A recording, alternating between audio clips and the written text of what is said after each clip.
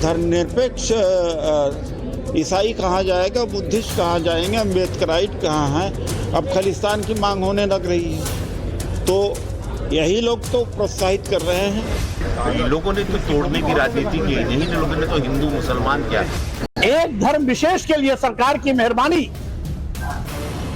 कहीं न कहीं संविधान की मर्यादाओं को तार तार कर रही है। कुछ राजनीतिक दल के लोगों को पेट में दर्द भी हो रहा है, उन कालेमियों को जो कभी धर्म के नाम पर टीका टिप्पणी किया करते हैं। तो आप क्या चाहते हैं कि उन चार दुष्ट लोगों की वजह से हमारी वो भूमि को हम अपवित्र करेंगे?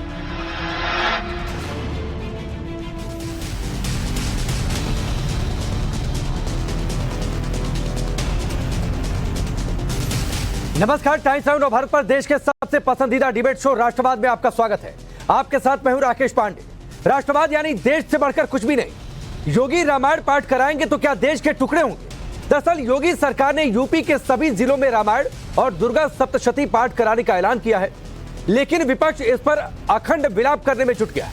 पहले समाजवादी पार्टी ने रामायण पाठ के विरोध में सुर बुलंद किए, तो अब कांग्रेस पार्टी के नेता तो रामायण पाठ को सीधे खालिस्तान से जोड़ने में लगे हैं। कांग्रेस नेता उदित राज ने सरकारी स्तर पर रामायण पाठ को गलत बताया और सवाल उठा दिया कि बाकी धर्म के लोग कहां जाएंगे। उदित राज ने खालिस्तान की मांग की वकालत कर दी और योगी सरकार के फैसले को देश तोड़ने वाला बयान बता दिया। सुनिए। अरे भाई, पाठ करे कोई रोक थोड़ी रहा, लेकिन निजी स्तर पर होना चाहिए, सरकारी की तरफ से नहीं होना चाहिए। क्योंकि सरकार ये धर्मनिरपेक्ष ईसाई कहाँ जाएगा, बुद्धिस्ट कहाँ जाएंगे, अम्बेडकराइट कहाँ हैं। अब खालिस्तान की मांग होने लग रही है, तो यही लोग तो प्रोत्साहित कर रहे हैं। जब ये करेंगे तो कहें कि गुरु ग्रंथ होगा, गुरु ग्रंथ साहिब पढ़ा जाएगा, तो क्या होगा? देश के टुकड़े टुकड़े करेंगे योगी जी, यानी अपने राजनीतिक लाभ के लिए। इनको देश की एकता का कोई परवाह नहीं। खालिस्तान का मैंने सुना है कि अगर वो हिंदू राष्ट्र की मांग कर रहे हैं तो मैं तो खालिस्तान की राष्ट्र मांग करता हूं, तो क्या गलत बात है? तो ये बात पंजाब में है, तो ये खुद ही उकसा रहे हैं कि दक्षिण भारत के लोग कुछ और मांग करें। सतनामी समाज कल और मांग करेगा। सरना धर्म वहाँ हिंदू धर्म से अलग अपनी बात कर रहा है कि हमारा हिंदू धर्म से नाता नहीं है। तो वोट की लालच में इनकरेज कर रहे हैं। अब आप सोचिए, अगर सरकार रामायण पाठ करवा रही है, दुर्गा सप्तशती पाठ करवा रही है, और अगर उसने जिला अधिकारियों को इस बात का निर्देश दिया है, तो इससे देश के टुकड़े टुकड़े कैसे हो जाएंगे? जो उदित राज बात कह रहे थे, उदित राज के रामायण पाठ को खालिस्तान से जोड़ने वाले विवादित बयान पर बीजेपी ने हमला बोला है। बीजेपी सांसद ने कहा कि ये लोग ही देश तोड़ने की बात करते हैं, तो वहीं निर्दलीय सांसद नवनीत राणा ने इससे सनातन का विरोध बता दिया। सुनिए। यही लोग जोड़ने की बातें की है। इनके ही नेता जाके लंदन में जैसे वहाँ के विदेशी ताकतों से अपनी सपोर्ट मार रहे हैं भारत को तोड़ने का। तो इन लोगों ने तो तोड़ने की राजनीति की, नहीं लोगों ने तो हिंदू मुसलमान किया। इन्हीं लोगों के दौरान तो विभाजन हुआ, यही तो शुरुआती जड़ थी। हम लोग तो सब लेके सबका साथ, सबका विकास, सबका प्रयास लेके चल रहे हैं। लेकर पूरे हिंदुस्तान में नहीं, पूरे विश्व में उसके लिए आस्था निर्माण की गई। आस्था है हमारे देश में। मुझे लगता है वही उत्तर प्रदेश में जो राम भूमि है, और वहाँ पे अगर रामचरित्र मानस नहीं होगा, अगर रामायण की कथा नहीं होगी, भजन नहीं होगी, तो आप क्या चाहते हैं कि जैसे हमारी वो भूमि को हम अपवित्र करेंगे? मुझे लगता है ऑलरेडी भूमि इतनी पवित्र है कि उसे आस्था के साथ जुड़कर और वचन से जोड़ना चाहिए। दरअसल योगी सरकार ने हर जिलों को आदेश दिया है कि नवरात्र के मौके पर रामायण पाठ और दुर्गा सप्तशती पाठ कराए जाए। यूपी सरकार ने सभी जिलों को इसके आयोजन के लिए 1 लाख रुपए देने का ऐलान भी किया है। सरकार के इस फैसले का संत समाज ने पुरजोर स्वागत किया, तो विरोधी इसके विरोध में उन्होंने अपनी आवाज बुलंद करनी शुरू कर दी। सुनिए।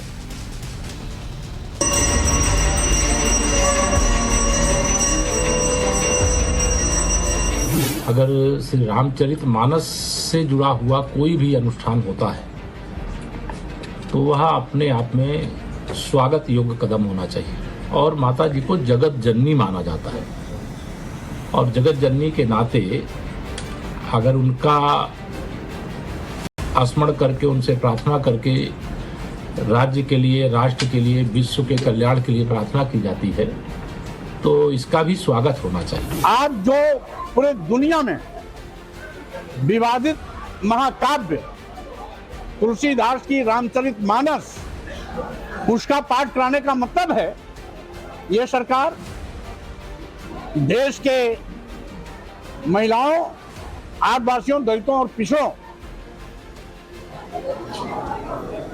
को अपमानित करने की पकड़ है। और मुझको लगता है कुछ राजनीतिक दल के लोगों को पेट में दर्द भी हो रहा है उन कालेमियों को जो कभी धर्म के नाम पर टीका टिप्पणी किया करते हैं, जो रामचरितमानस जलाने और प्रतिबंध करने की बात करते हैं, और जो लोग किसी कौम को, किसी मजहब, किसी संप्रदाय के मानने वाले ऐसे नेता जन है जिनको सिर्फ राजनीति करना है, उनको तकलीफ है। मुझको लगता है और किसी को तकलीफ नहीं है। महिलाओं को सम्मान देने के लिए अगर आप ये कार्यक्रम प्रायोजित कर रहे हैं सरकारी तौर पर, तो प्रयास ये करिए कि महिलाओं और बच्चियों के खिलाफ जो अपराध उत्तर प्रदेश में बढ़ा है, जो हर जिले में दिखाई पड़ रहा है, जिसके विजुअल्स आ रहे हैं, उसको रोकने के लिए आपके पास क्या ठोस कार्यक्रम है, वो कार्यक्रम देश के सामने रखिए तो ज्यादा बेहतर हो। हमारा सदैव उससे मानना रहा है कि धर्माधारित राज्य व्यवस्था कुशल संचालन देने में सक्षम रहती है और स्त्री का सम्मान, बालिकाओं का सम्मान तथा हिंदू नववर्ष के लिए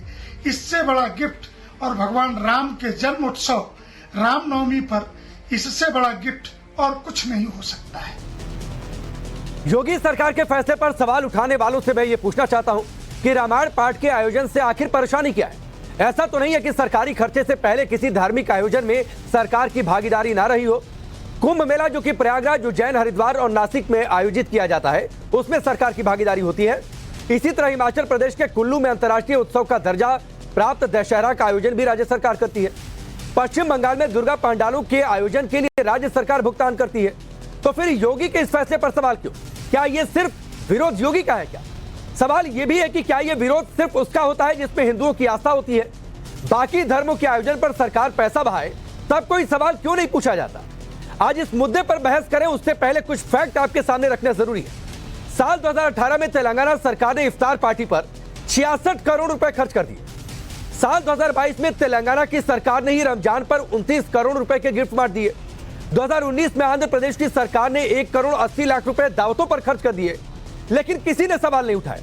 सवाल उठ रहे हैं रामचरितमानस पर, सवाल उठ रहे हैं दुर्गा सप्तशती पाठ पर। इसी तरह 2011 से 2017 तक भारत में हज सब्सिडी पर 3900 करोड़ खर्च किए गए, लेकिन तब किसी ने सवाल नहीं उठाया। यह अलग बात है कि 2017 के बाद मोदी सरकार ने हज सब्सिडी को हटा दिया। दिल्ली में केजरीवाल सरकार ने 2019 में इमामों की सैलरी को 10,000 से बढ़ाकर 18,000 किया। साथ ही इमामों के सहायकों की सैलरी को 9,000 से बढ़ाकर 16,000 कर दिया। क्या यहां पर पंडितों, पुजारियों को किसी तरीके का वेतन दिया गया क्या? सूत्रों के मुताबिक 2020-21 में इसके लिए सरकारी खजाने से 9 करोड़ 62 लाख खर्च किए गए, लेकिन आज सेकुलरिज्म के नाम पर विरोध करने वाले सब कहां थे? ऐसे में आज के बड़े सवाल सबसे पहले आपके सामने रखता हूं, जिनके इर्द-गिर्द आज की चर्चा आगे बढ़ेगी। सवाल सबसे पहला होगा कि योगी रामायण पाठ कराएंगे तो क्या देश के टुकड़े होंगे? सवाल यह भी कि यूपी में रामायण पाठ पर विपक्ष का अखंड विलाप क्यों है? सवाल यह भी होगा कि दुर्गा सप्तशती पाठ से धर्मनिरपेक्षता को खतरा कैसे है? और सवाल यह भी कि हिंदू आस्था की अगर बात कर दी किसी ने तो क्या खालिस्तान की वकालत होगी क्या देश में? चलिए आपका परिचय आज के मेहमानों से करवाता हूं। राकेश त्रिपाठी हमारे साथ हैं, भारतीय जनता पार्टी के नेता और प्रवक्ता। महंत राजू दास है जो कि महंत है हनुमानगढ़ी के। राजकुमार भाटी जी हमारे साथ हैं, समाजवादी पार्टी के नेता और प्रवक्ता।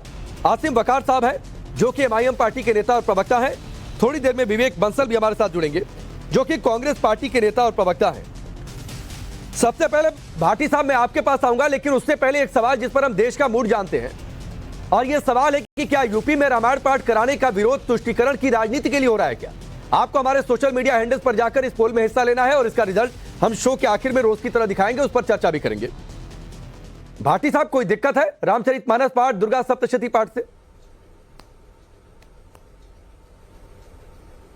कोई दिक्कत नहीं है। रामचरितमानस का भी पाठ हो, हनुमान चालीसा भी पढ़ा जाए, दुर्गा कीर्तन भी हो, बाकी भगवानों की भी, गणेश वंदना भी की जाए, शिव स्तुति भी की जाए, क्या दिक्कत हो सकती है? कोई दिक्कत नहीं है। स्वामी प्रसाद मौर्य ने विरोध किया है।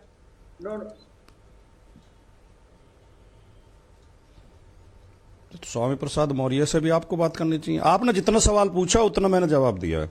स्वामी प्रसाद मौर्य आपकी पार्टी के ही नेता है ना सर? कुछ कहूं नहीं, आपने ये पूछा कि कोई आपत्ति है क्या रामचरित इससे नहीं, वो तो आपत्ति जता रहे हैं, आपकी पार्टी के जनरल सेक्रेटरी हैं, कह रहे हैं ये गलत है, रामचरितमानस का पाठ नहीं होना चाहिए। नहीं, हमारा ये मानना है पांडे जी, राकेश पांडे जी, कि उत्तर प्रदेश में कल और परसों 2 दिन में बहुत महत्वपूर्ण घटनाक्रम हुआ। एक तो हाईकोर्ट का आदेश आया है, हाईकोर्ट का फैसला आया है कि 69,000 शिक्षक की जो भर्ती हुई थी उसमें योगी जी की सरकार ने 18,000 ओबीसी को, पिछड़े वर्गों के कैंडिडेट्स को भर्ती होने से रोका, आरक्षण की व्यवस्था में फेरबदल किया, धोखाधड़ी की, बेईमानी की, चोरी की। दूसरे एक ये आदेश आया है सरकार का कि जो एससी की जमीन अब कोई भी खरीद सकता है, उसमें डीएम की परमिशन की जरूरत नहीं होगी, जबकि पहले से ये कानून था कि बिना सरकारी परमिशन, बिना जिलाधिकारी की परमिशन के कोई एससी की जमीन को जनरल कास्ट का आदमी नहीं खरीद सकता। वो इसलिए था कि शोषित कमजोर लोगों को डरा धमकाकर, जिन्हें पट्टे वगैरह पर जमीन दी गई थी, उनको डरा धमका के कोई भी गुंडा, बदमाश, दबंग आदमी, कोई भी इलाके का चौधरी, कोई भी जमींदार, उनसे लिखवा लेता था जमीन। तो एक ये कर दिया योगी सरकार ने। तीसरी घटना ये भी हुई है कि एक पत्रकार जो मंत्री से सवाल पूछ रहा था, उस पत्रकार को हथकड़ी लगाकर रस्सियों में बांधकर पुलिस ऐसे जेल ले गई है, उसमें कोर्ट में ले गई है, दो बातें कि जैसे उसने बहुत बड़ा अपराध कर दिया। साहब, 2 बातें। एक तो आप बार-बार मेरे सवाल को स्किप कर रहे हैं, एक तो आप बार-बार मेरे सवाल को स्किप कर रहे हैं, ना आप साथ में खड़े हो रहे हैं, ना विरोध में कर रहे हैं। आप 2014 में सुन लीजिए सर, 2014 में एक और घटनाक्रम हुआ, जब चुनाव आने थे उससे पहले, और जो आप अनुसूचित जनजाति का हवाला दे रहे हैं ना सर, इसीलिए मुझे आंकड़ा ध्यान में आ गया। इंदिरा आवास योजना में सपा सरकार ने माइनॉरिटीज का कोटा बढ़ा दिया नियमों के खिलाफ जाकर। मैं गलत हूं तो बता दीजिएगा। नियमानुसार 15% ही आरक्षण दिया जा सकता था, इसमें माइनॉरिटीज को 60% अनुसूचित जाति का था, लेकिन नियमों के खिलाफ जाकर बरेली में 78%, पीलीभीत में 77% माइनॉरिटीज को आवास दे दिए गए। आप कहेंगे तो मैं नंबर आपको बता दूंगा, शाहजहांपुर में भी तय कोटे से ज्यादा अल्पसंख्यकों को दे दिया गया मकान। इसीलिए विरोध हो रहा है, स्वामी प्रसाद मौर्य विरोध कर रहे हैं, और आप खुलकर नहीं कह पा रहे हैं कि विरोध करना है कि क्या करना है। नहीं, मैं तो कह रहा हूं नहीं अपनी बात, मुझे कहने नहीं दिया आपने, मेरी बात पूरी होनी नहीं थी। ये तो आपने सपा वर्सेस भाजपा बना दिया कि मैं बीजेपी की कमियां बता रहा हूं, आप समाजवादी पार्टी की कमियां बता रहे हो। हालांकि कोई बीजेपी के प्रवक्ता भी आपने बैठा रखे हैं, उनके लिए तो आप काम छोड़ेंगे ही नहीं। जो उन्हें काम करना था वो तो आप पहले ही कर देंगे। नहीं, वो मैं काम कर लूंगा सर, वो मैं काम कर लूंगा पाटिल जी, उसकी चिंता आप मत करिए सर। आपसे जो सवाल पूछ रहा हूं उसका जवाब दीजिए। आपने अभी अनुसूचित जातियों का हवाला दिया कि बीजेपी ने यह अत्याचार कर दिया था। 2014 में आपने क्या किया था? उनके हिस्से के घर उठाकर दे दिए थे माइनॉरिटीज को।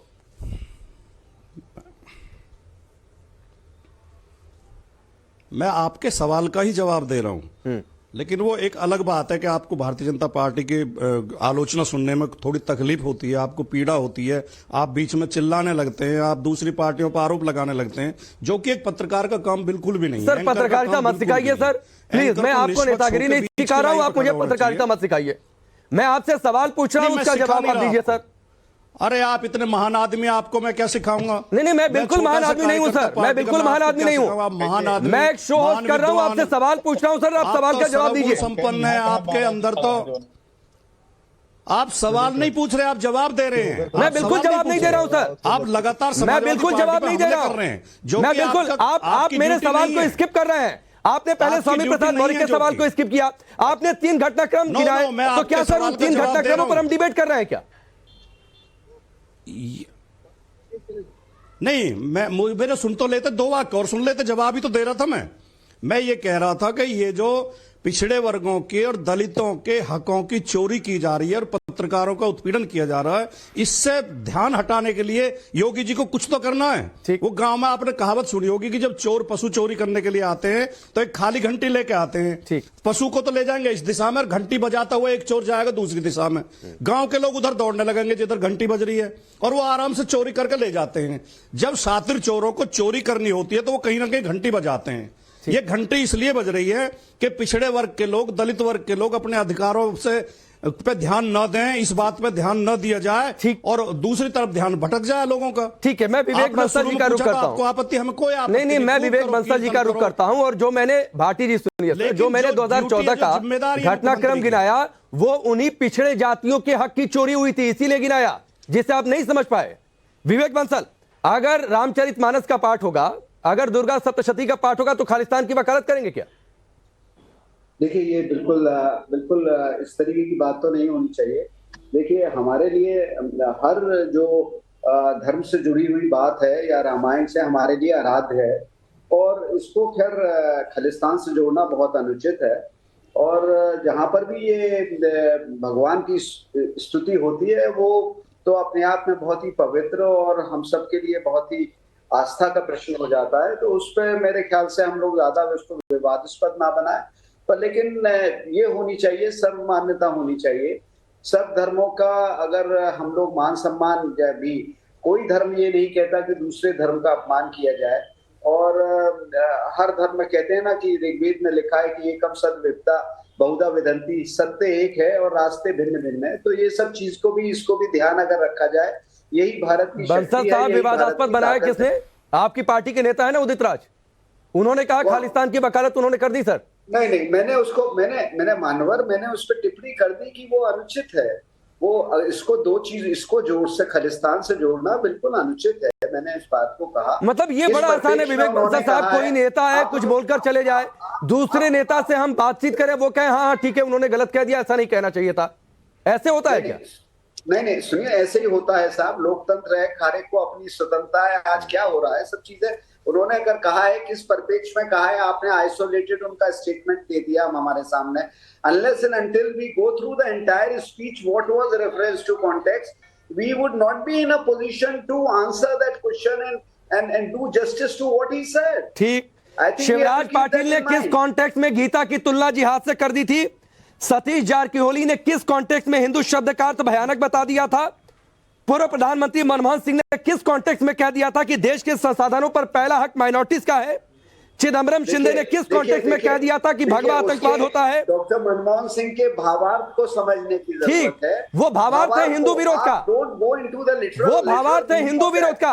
ऐसे दर्जन भर नेता है विवेक बंसल साहब कांग्रेस पार्टी में जिन्होंने एंटी हिंदू स्टेटमेंट दिए हैं, और अगर उदित राज भी ये कह रहे हैं तो यही मानसिकता है। एक शब्द पकड़ लिया और उसको लेके आप अगर कह रहे हैं तो वो अनुचित है।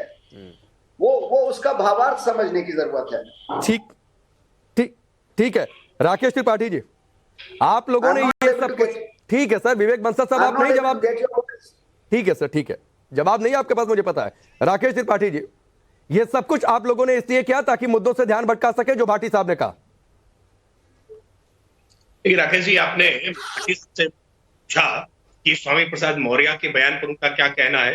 तो स्वामी प्रसाद मौर्य पार्टी के राष्ट्रीय महासचिव हैं और लगातार वो रामचरितमानस का अपमान करते आए हैं, और आज वह सरकार रामचरितमानस के पाठ कराने की बात कर रही है और वो खुलकर इसका विरोध कर रहे हैं। राजकुमार भाटी इस बात को गोलमोल कर रहे हैं।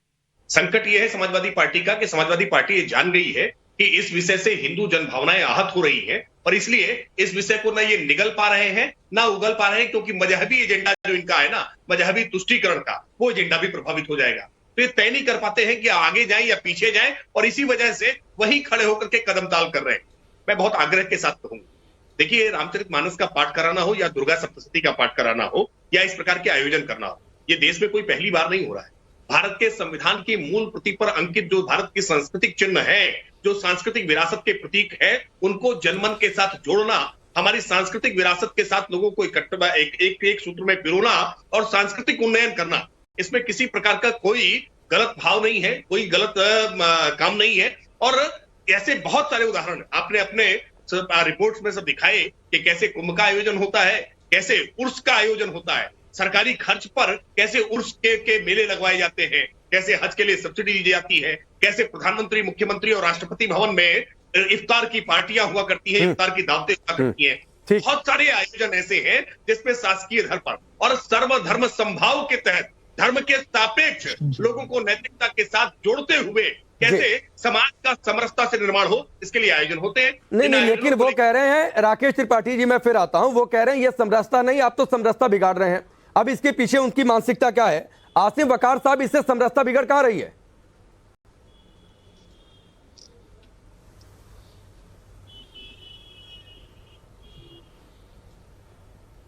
आसिम वकार साहब आवाज आ रही है आपको?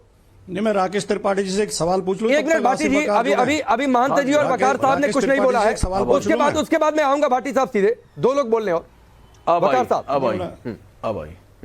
जी आसिम वकार साहब, कोई आपत्ति? जी समाज की समरसता बिगड़ तो नहीं रही है? नहीं देखिए, रामचरितमानस दुर्गा सप्तशती के पाठ पहली पे। बात तो ये जो आप जब,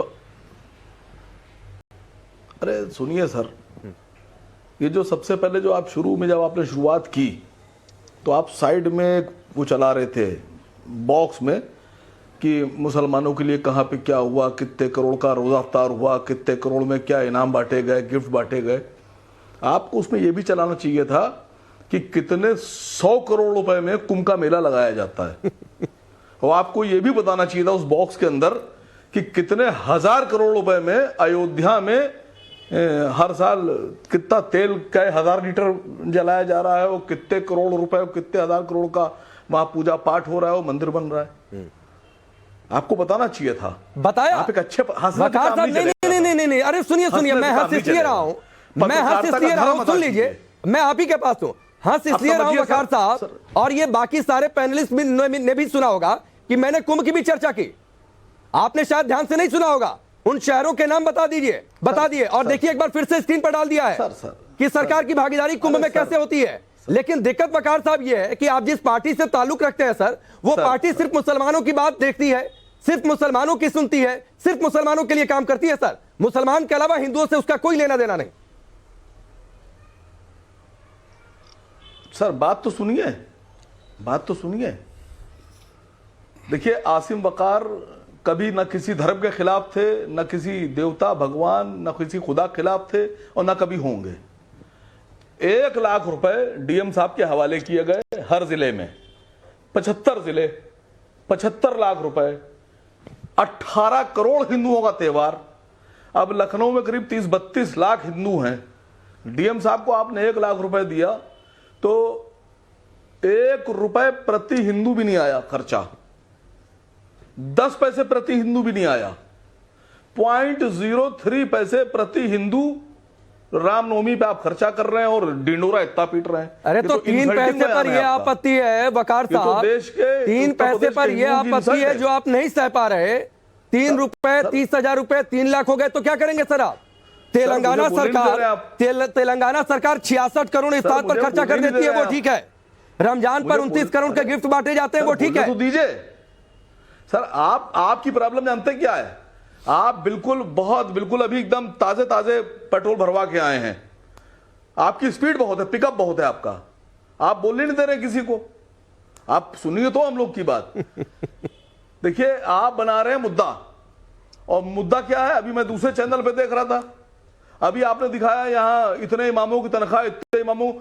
तेलंगाना की असेंबली में मजलिस-ए-इत्तेहादुल मुस्लिमीन के हमारे लीडर जनाब अकबर ओवैसी साहब ने तेलंगाना की असेंबली में खड़े होकर यह मांग की कि मुख्यमंत्री तेलंगाना से उन्होंने कहा कि जिस तरह से इमामों को तनख्वाह दी जा रही है उसी तरह से पुजारियों को भी तनख्वाह दी जाए। यह है सेकुलरिज्म, ठीक, यह है देश से मोहब्बत। पहले सेकुलरिज्म असीम वकार साहब, मेरा पेट्रोल कब का भरा कब का नहीं भरा सर उसकी चिंता मत करिए। सुन लीजिए, मैं बहुत देर से सुन रहा हूं, मेरा पेट्रोल कब भरा गया नहीं भरा गया सर उसकी चिंता मत करिए। पहले अपनी पार्टी में धर्मनिरपेक्षता लेकर आइए सर। आपकी पार्टी में नाम मुस्लिमीन है जो सिर्फ मुस्लिमों की बात करती है, वो नहीं हिंदुओं की बात करती है सर। बोलने तो दीजिए मुझे। वो नहीं बात करती है सर, हिंदुओं की बात नहीं करती है, मेरी बात नहीं करती है सर, राकेश त्रिपाठी की नहीं बात करती है, भाटी जी की नहीं बात करती है, महंत जी की बात नहीं करती है। आप सोचिएगा मैंने क्या बोला है। अभी 3 दिन की मैंने खुराक दी अभी आपको। नहीं आप सोचिएगा सर, मैंने आपको बहुत दिन की खुराक दे दी है कि कम से कम आपकी पार्टी के नाम में मुस्लिमीन है सर। असीम वकार साहब, वो आप हंसिए, ये बार बात होती है चर्चा में। आप इतना टेंशनाइज क्यों? नहीं मैं बिल्कुल टेंशन में नहीं हूं, मैं बिल्कुल टेंशन में नहीं हूं। आप हंसकर अपनी टेंशन को छिपा रहे हैं, आप हंसकर सर अपनी टेंशन को छिपा रहे हैं, और ये सच है। आप नकार नहीं सकते कि आपकी पार्टी की नाम में मुस्लिमीन है और वो सिर्फ मुस्लिमों की बात करती है। महंत जी, फिर उसके बाद राकेश जी मैं आपके पास आऊंगा। अच्छा सुनिए, ठीक है, सुनिए रुक जाइए सर, महंत जी ने अभी तक कुछ नहीं बोला, प्लीज वकार साहब मैं फिर आ जाऊंगा। महंत जी, पहले तो वकार साहब को धर्मनगरी अध्यक्ष से जय सिया राम, सभी भाइयों को धर्मनगरी अध्यक्ष से जय सिया राम, मंगल कामना, भगवान की कृपा बनी रहे, ऐसे ही आप लोग ललकारते रहिए, लेकिन कुछ सत्यता पे भी आइए, ये निवेदन है। देखिए बहुत देर से मैं सबको सुन रहा था, बहुत बहुत आभार, बहुत बहुत धन्यवाद। लेकिन मैं निवेदन करूंगा, वकार साहब तो लगातार हम लोग के साथ जुटे ही रहते हैं, कई डिबेट में साथ रहे हैं, लेकिन आज इस विषय पे वकार साहब बचना चाह रहे हैं, सही तरीके से बोल नहीं रहे हैं, ये भी मैं देख रहा हूं। और मैं आभार व्यक्त करता हूं पहले आपके चैनल के माध्यम से पूज्य योगी आदित्यनाथ जी महाराज का, जिनके मन में ऐसा भाव उत्पन्न हुआ, और आभार धन्यवाद है। और जिस चीज को लेकर तमाम राजनीतिक दल के लोग एन केन प्रकारेन, भारतीय जनता पार्टी, संघ, आरएसएस, हिंदुत्व, ये ऐसा वो ऐसा, मैं पूछना चाहता हूं, देश में लमसम 4 लाख मंदिर है जिसकी सरकार एक्वायर करके रखा है। उस पैसे से सरकार सभी धर्मों के लिए, सभी मजहबों के लिए सरकारी काम में उसका उपयोग करता है। हमने तो कभी विरोध नहीं किया। हमने नहीं कहा 4 लाख मंदिरों का पैसा हिंदुत्व पे खर्चा किया जाए, सनातन पे खर्चा किया जाए, हिंदू प्रोग्राम पे खर्चा किया जाए, सिर्फ हिंदुओं को दिया जाए। नंबर 1।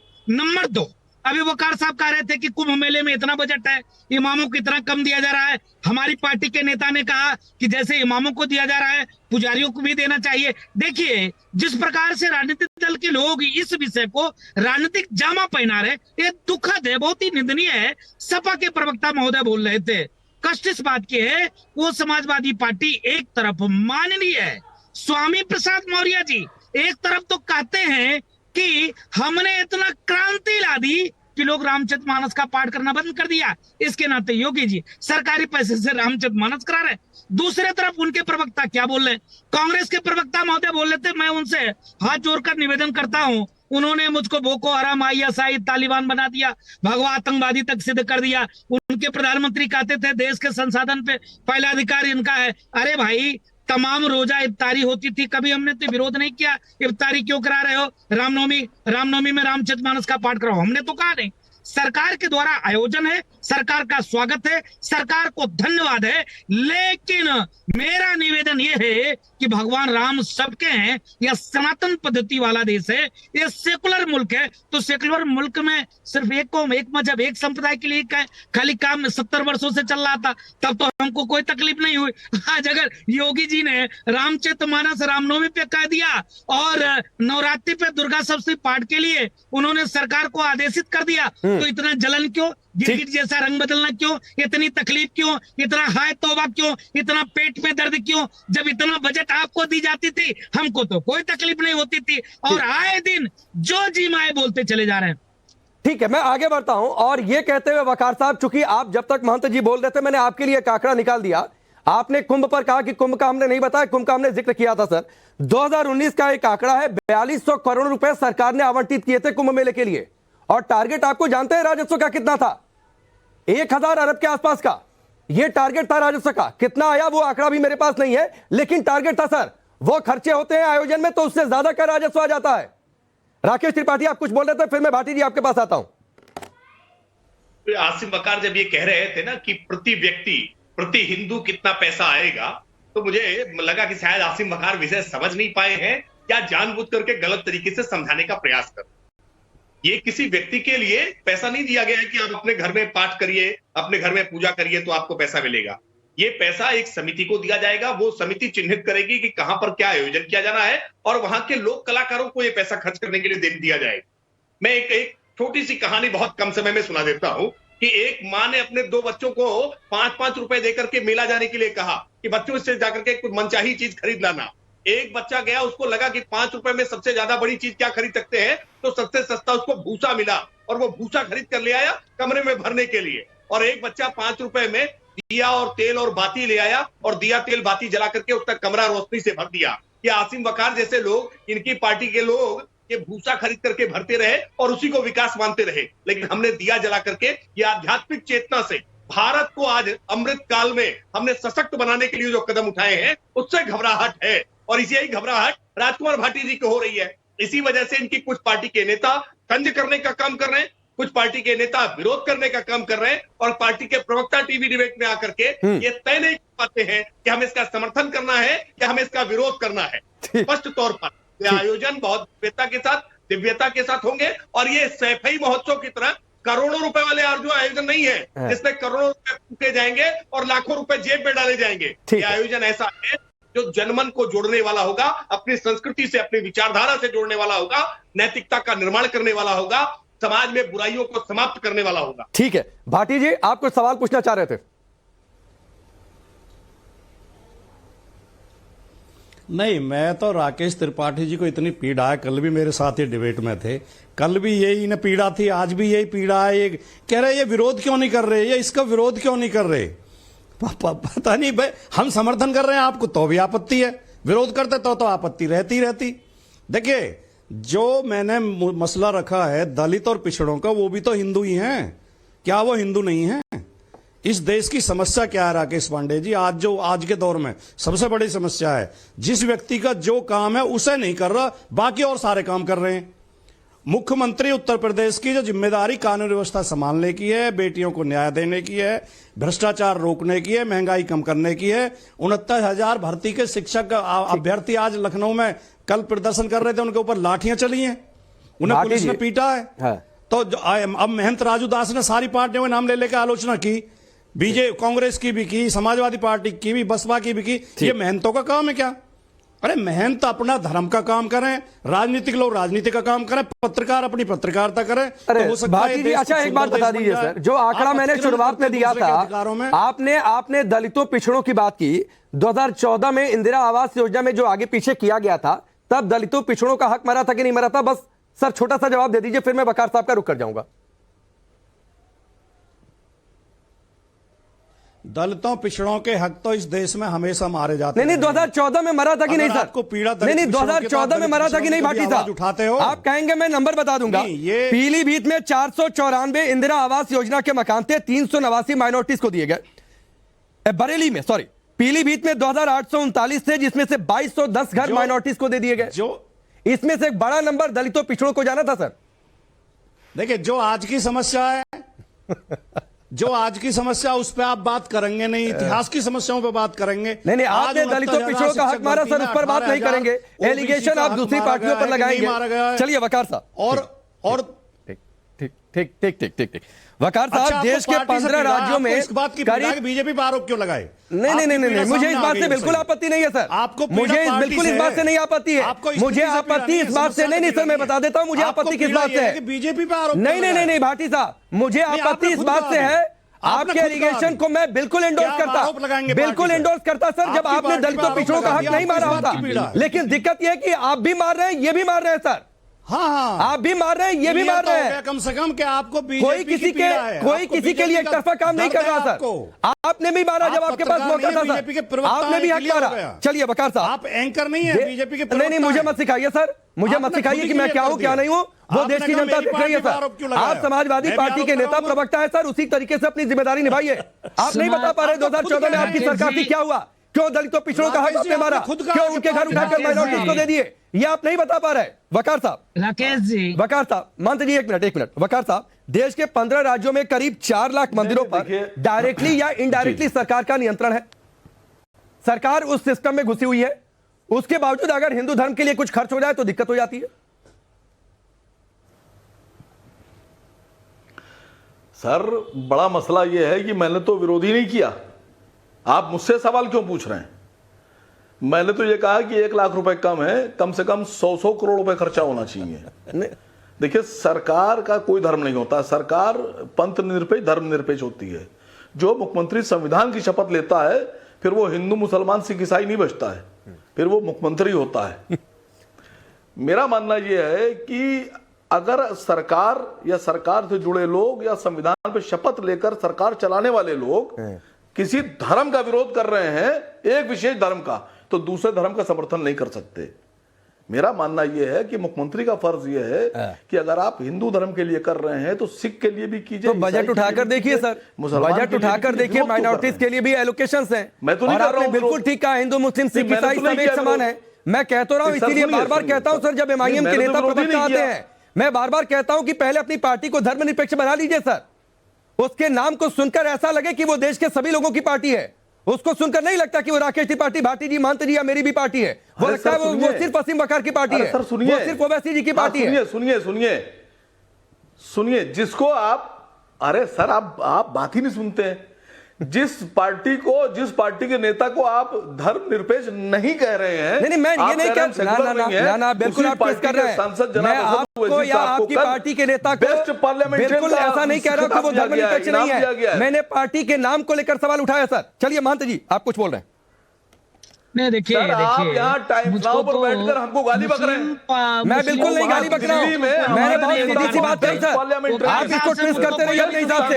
मैंने आपको या ओवैसी जी के लिए नहीं कहा, मैंने आपकी पार्टी की नाम में मुस्लिमीन है उसको लेकर कहा। महंत जी, सपा मुझको वकार साहब से कोई उम्मीद नहीं है, लेकिन मुझसे सवाल उन्होंने किया है राजकुमार भाटी ने, समाजवादी पार्टी। वो समाजवादी पार्टी क्या बात करेगी जो आतंकवादी को छोड़ने की बात करती है? वो समाजवादी पार्टी हमको क्या शिक्षा देगी जो निहत्थे राम भक्तों को गोली चलवाया, सीना गोली से छलनी कर दिया? वो समाजवादी पार्टी क्या बात करेगी? वो समाजवादी पार्टी क्या बात करेगी जो आतंकियों की वकालत करती हो? वो समाजवादी पार्टी क्या बात करेगी जिसने निहत्थे राम भक्तों की सीना गोली से छलनी किया और 84 कोसी परिक्रमा बैन किया, हम लोगों को 2-2 महीने तक जेल में रखा, और ये भी लाठी मारने की बात कर रहे थे। महंत जी रोकना पड़ेगा, ब्रेक का वक्त है सर, ब्रेक का वक्त है। ब्रेक के बाद जो आज का सवाल हमने पूछा था, क्या यूपी में रामायण पाठ कराने का विरोध तुष्टीकरण की राजनीति के लिए हो रहा है, इस पर देश की राय क्या है वो बताएंगे और फिर उसके बाद चर्चा।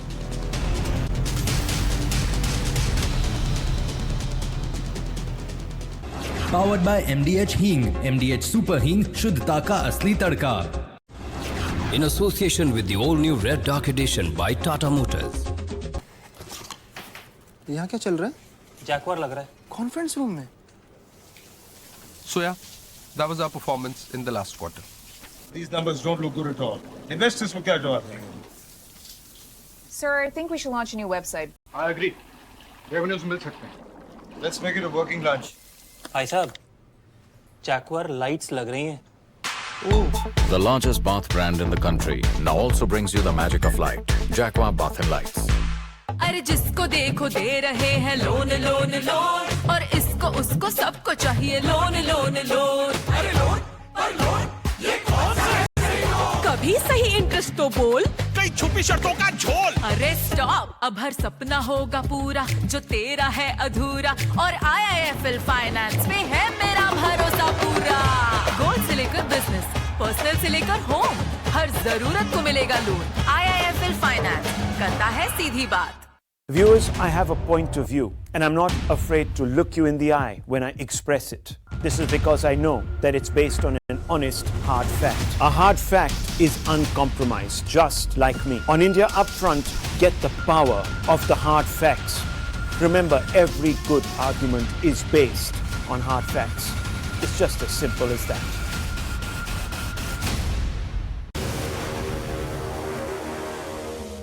चैनल्स के प्राइम टाइम में मैं एक ऐसा शो लेकर आई हूं जिसमें पब्लिक का सीधा सवाल पूछने का हक होगा।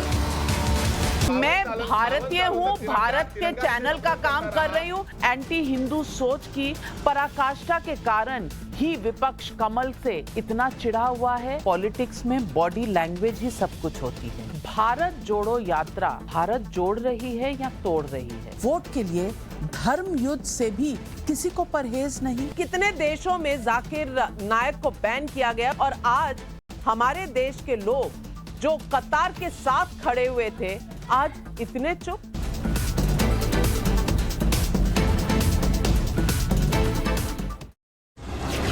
Co-powered by Jaguar, discover the magic of smart lights. Co-powered by Bingo टेढ़े मेढ़े, eat फिर repeat. जहां एक नॉर्मल सा मार्कर खींच देता है सच और झूठ के बीच में लकीर, जहां 3x4 के व्हाइट बोर्ड पर उभर आते हैं बड़े बड़ों के काले दाग, और मिट जाती हैं गलतफहमियां सही तर्क से। उस जगह को आप क्या कहेंगे? नमस्कार, न्यूज की पाठशाला में आप सभी का स्वागत है। मैं हूं सुशांत सिन्हा। न्यूज की पाठशाला, यहाँ सबकी क्लास लगती है। Co-powered by Jaguar, discover the magic of smart lights. Bharat माता की देश की बात हो, भारत के खिलाफ षड्यंत्र बिल्कुल नहीं चलेगा। मोदी हो या इंदिरा हो, किसी की छवि खराब नहीं होनी चाहिए। जब जनता का साथ हो, तो ऑलरेडी हिंदू राष्ट्र है, किससे कह रहा है कि हिंदू राष्ट्र बनाना है? सोच आजाद और तर्क पर बात हो, अडानी के ऊपर भी रेट बढ़नी चाहिए। गठबंधन बेकार है, बिल्कुल खड़े हो यहाँ पर। तब अपने लिए तब सबके लिए लड़ता है वाक युद्ध। धरती पुत्र और पुत्रियां आप सभी हैं, ताली बजाइए। पब्लिक के बीच से पब्लिक का शो धरतीपुत्र सोमवार से शुक्रवार शाम 5:55 पर। पावर्ड बाय MDH देगी मिर्च। MDH देगी मिर्च का तड़का अंग अंग फड़का। MDH की देगी मिर्च। In association with roof on cement, हर छत की ख्वाहिश। इन एसोसिएशन विद राजनिवास पान मसाला, महाराजा की पसंद।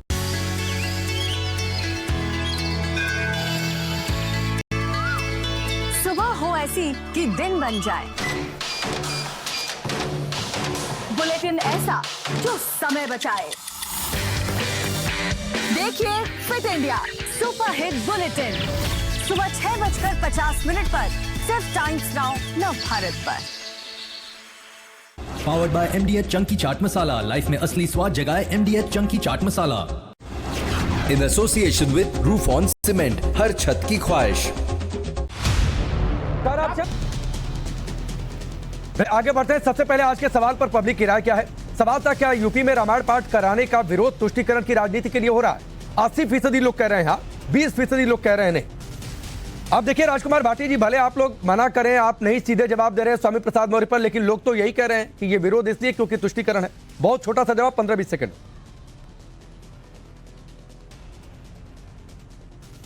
नहीं, देखिए राकेश पांडे जी, बड़ी स्पष्ट बात है। एक स्टैंड होता है पार्टी का। मैं पार्टी का प्रवक्ता हूं, समाजवादी पार्टी का। जो समाजवादी का स्टैंड है मैं वही तो बोलूंगा। अब किसी व्यक्ति ने कहा, क्या व्यक्तिगत मतभेद भी होते हैं, मेरी राय कुछ है, आपकी राय कुछ है, तीसरे की राय कुछ है, सभी पार्टियों में होते हैं। तो व्यक्तिगत टिप्पणियों पर आपको उसी व्यक्ति से पूछना मौर्य की राय व्यक्तिगत कैसे हो सकती है? समाजवादी पार्टी जनरल सेक्रेटरी है राकेश त्रिपाठी। अब ये तो नहीं, ये स्पष्ट कर रहे हैं कि स्वामी प्रसाद मौर्य की कोई हैसियत नहीं है पार्टी में, वो केवल एक व्यक्ति ही है। और यही वजह है कि स्वामी प्रसाद मौर्य लगातार उल जलूल बयान दे करके अपने आप को कोशिश कर रहे हैं कि समाजवादी पार्टी के लिए कैसे लॉयल बनाए। लेकिन राजकुमार भाटी जी, ठीक है सर, ठीक है। माफी के साथ महंत जी, मैं आपके पास आना चाहता था, लेकिन वक्त इतना ही। आप सबका बहुत बहुत शुक्रिया हमसे जुड़ने के लिए, बहुत बहुत शुक्रिया। और उम्मीद करता हूं भाटी जी, स्वामी प्रसाद मौर्य पर कुछ तो लगाम लगेगी। बार बार आप लोग कह देते हैं पार्टी की राय नहीं है। राष्ट्रवाद में फिलहाल अभी के लिए बस इतना ही।